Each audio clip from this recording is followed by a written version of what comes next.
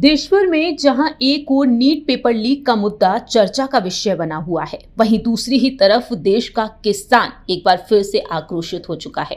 एक बार फिर से सड़कों पर किसान उतर आए हैं। पंजाब और हरियाणा से निकले किसान हजारों की तादाद में अब पहुंच चुके हैं शंभू बॉर्डर की तरफ, और ऐसे में देखा जा रहा है कि शंभू बॉर्डर को पूरी तरह से सील कर दिया गया है। वजह है भारत और अमेरिका के बीच प्रस्तावित ट्रेड डील, और इस डील के खिलाफ किसान आंदोलन कर रहे हैं। दिल्ली स्थित किसान घाट पर किसान पहुंचे हैं और अपनी बात रखी है, तो वहीं एक महापंचायत बुलाई गई है और उसी महापंचायत के लिए दिल्ली की ओर रवाना हुए हैं पंजाब और हरियाणा से किसान, लेकिन उन्हें वहीं रास्ते में रोक दिया गया है।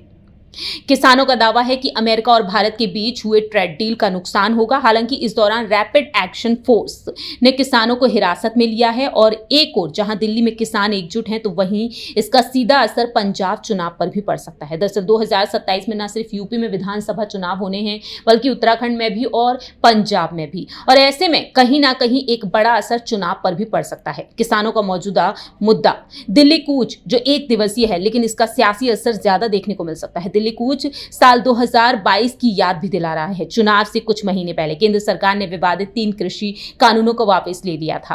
प्रस्तावित भारत अमेरिका व्यापार समझौते के विरोध में देश बचाओ मोर्चा के बैनर तले दिल्ली के किसान घाट पर एक दिवसीय किसान महापंचायत आयोजित करने की योजना है, और किसान नेताओं ने पहले ही कहा था कि पंजाब, हरियाणा और अन्य राज्यों से बड़ी संख्या में किसान इस महापंचायत में भाग लेंगे। तो पंजाब और हरियाणा के अलावा भी कई राज्यों से किसान पहुंच रहे हैं, और ऐसे में देखा जाए तो शंभू बॉर्डर पर बैरिकेडिंग कर दी गई है। बड़ी संख्या में किसान शंभू बॉर्डर पर जुटे हुए हैं, बैरिकेड्स हटाए जाने का इंतजार कर रहे हैं ताकि दिल्ली की ओर बढ़ें, और 100 बसों के साथ कई छोटे वाहनों में किसान पहुंचे हैं, जिससे बॉर्डर पर भारी भीड़ जुट गई है, और ऐसे में भारी पुलिस बल तैनात कर दिया गया है। लेकिन सवाल ये उठ जाते हैं कि चुनाव पर क्या असर पड़ेगा। 2022 में जो चुनाव हुए, पहले 1 साल तक आंदोलन चला। तीनों कृषि कानून जब लागू हुए थे, बीजेपी को उसके फायदे गिना रही थी, और हालांकि चुनाव से कुछ महीने पहले पीएम नरेंद्र मोदी सामने आए और तीनों कानूनों को रद्द करने का ऐलान कर दिया। तीनों कृषि कानूनों पर बीजेपी की बैकफुट पर जाने का पार्टी को फायदा नहीं हुआ, और उससे पंजाब विधानसभा चुनाव में सिर्फ 2 सीटें मिली। इन्हीं कानूनों की वजह से श्रोमणी अकाली दल से बीजेपी का अलायंस टूट गया। माना जाता है कि इस आंदोलन को लेकर दिल्ली में तत्कालीन आम आदमी पार्टी की सरकार ने अपने पक्ष में माहौल बनाया, जिसका लाभ उसे पंजाब में हुआ, और वह पहली बार किसी राज्य में पूर्ण बहुमत के साथ सरकार बनाने में कामयाब रही।